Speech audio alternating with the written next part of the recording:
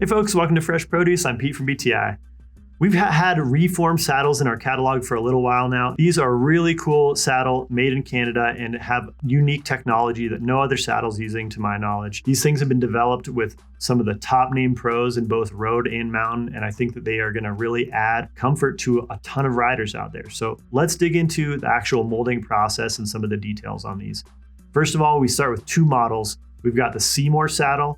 It's a little more of a road-focused saddle, and it comes with carbon rails, kind of a more classic road shape with just a wider back end and a slightly wider channel.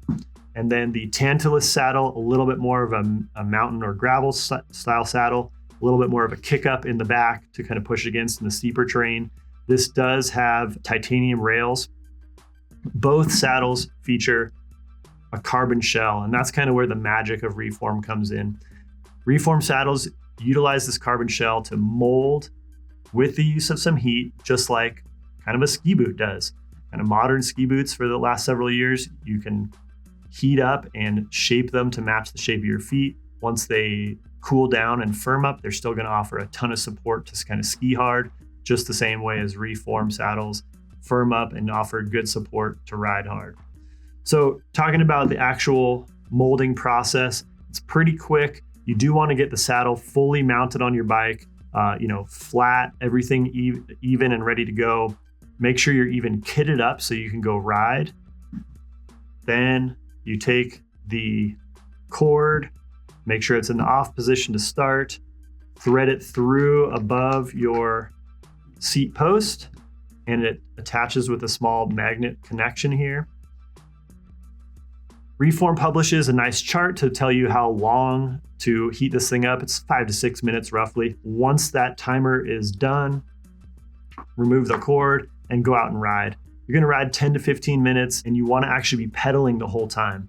This is gonna allow the saddle to mold around your sit bones and also throughout the whole shape of the saddle. So the wings might fold down a little bit. So that's why you really need to be pedaling to kind of make sure that your leg movements also affect the shape of the saddle. All around, the kind of a real key part of reform is if you are not quite even left to right, like most of us, the saddle can help accommodate for that as well and spread out your weight and pressure more evenly across the saddle.